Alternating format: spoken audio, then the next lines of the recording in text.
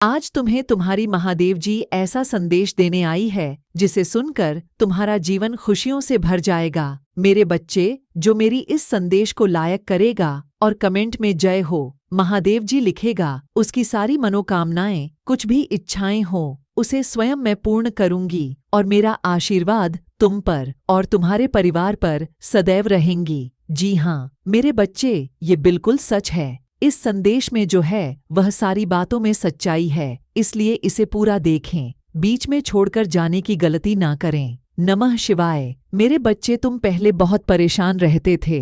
तुम्हें समझ में नहीं आता था कि महादेव जी मेरे रिश्ते क्यों खराब हो रहे हैं।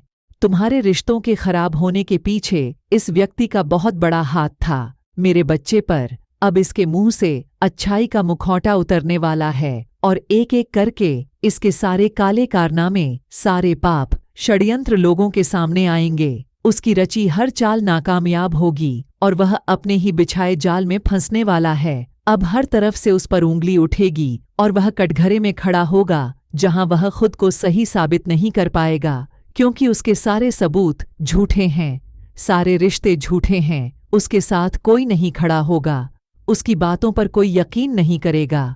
वह बहुत बड़ा ढोंगी है और अब उसकी सच्चाई लोगों के सामने आएगी। अब वक्त ऐसी करवट लेगा जहां तुम्हें लोगों को अपनी सच्चाई का सबूत देने की कोई जरूरत नहीं है, क्योंकि अब तुम्हारी महादेव जी इस समाज को तुम्हारी सच्चाई का सबूत देंगी और असली विलेन का चेहरा सबके सामने लेकर आऊंगी। मैं जैसे तुम्हारे जीवन में अचानक से ही सब कुछ खराब हो गया था, वैसे ही सब कुछ अचानक ठीक कर दूंगी। मैं जिन लोगों ने भी बुरे वक्त में तुम्हारा साथ छोड़ दिया था, ये व्यक्ति उन लोगों को भी बहुत गहरी छोड़ देने वाला है। इसलिए तुम पहले से ही खुद को इन लोगों से दूर कर लो।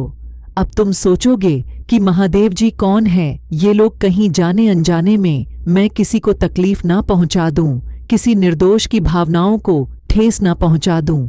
मेरे बच्चे, तुम्हारी अंतरात्मा बहुत अच्छे से जानती हैं कि वह लोग कौन हैं जो तुम्हारा अच्छा नहीं सोचते हैं। तुम्हें यह बहुत अच्छे से पता है कि यह लोग बहुत दिखावा करते हैं, तुमसे गले लग के रोते हैं, तुम्हारे सामने ऐसा बर्ताव करते हैं जैसे उन्हें तुम्हारी कितनी चिंता हो और अपनी की गलती का कितना अफसोस है।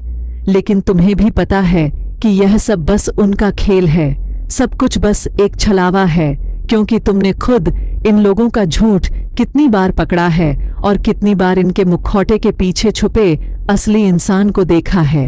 लेकिन अब वक्त आ गया है कि तुम इन लोगों से थोड़ी दूरी बनाकर रखो, थोड़ी शक्ति से पेश आओ, क्योंकि जैसे रावण को कंस को अपनी मृत्यु से पहले ही अपने अंत का आभास हो गया था, वैसे ही इस व्यक्ति को भी आभास हो रहा है किसके खेल का पर्दाफाश होने वाला है। अब यह तुम्हारे सामने बहुत अच्छा बनने की कोशिश करेगा, तुमसे प्रेम करने का दिखावा करेगा, तुम्हारा शुभ चिंतक होने का दिखावा करेगा। वह चाहता है कि तुम उसके गवाह बन जाओ, उसके वकील बन जाओ और लोगों के सामने उसकी दलील पेश करो, क्योंकि लोग तुम्हारी बातों पर यकीन कर लेंगे। वह उसकी बातों पर कभी यकीन नहीं करेंगे। वह आज भी अपना स्वार्थ देखकर तुम्हारे पास आएगा, क्योंकि उसे पता है तुम उसके भयावह अंत से उसे बचा लोगे। तुम्हारा दिल पिघल जाएगा, उसके आंसुओं पर कुछ भी हो जाए, तुम उसका दर्द नहीं देख सकते हो, क्योंकि वह है तो तुम्हारा अपना ही। लेकिन अब तुम उसके और उसके बुरे कर्मों के बीच में मत आना। मेरे बच्चे, अब तुमसे मत बचाना, क्योंकि वह सिर्फ तुम्हारी अच्छाई का फायदा उठा रहा है। उसके दिल में तुम्हारे लिए कोई प्रेम नहीं है, कोई सम्मान नहीं है और इस बार उसे दंड मिलना जरूरी है। और यह तभी होगा जब तुम उसकी माया की इस दुनिया से बाहर निकलोगे। तुम उसका साथ छोड़ दोगे, तुम उसे आईना दिखाओगे, तुम्हें अपने दिल पर पत्थर रखकर उससे मुंह मोड़ना होगा। इस बार उसके झूठे आंसुओं को मत पूछना, क्योंकि उसका यह भ्रम, उसका यह घमंड तभी टूटेगा जब लोगों के सामने उसकी सच्चाई आएगी और लोग उसकी निंदा करेंगे, उससे दूर जाएंगे। उसके इस झूठ के चंगुल से जब लोग बाहर निकलेंगे, तभी लोगों को तुम्हारी सच्चाई दिखेगी और यह समझ में आएगा कि कौन सही है और कौन गलत। उसे आईना दिखाना बहुत जरूरी है मेरे बच्चे, और समाज के लिए भी बहुत जरूरी है कि लोग उसके अंदर छुपे शैतान को पहचाने, ताकि वह फिर कभी किसी निर्दोष के साथ वह सब ना कर सके।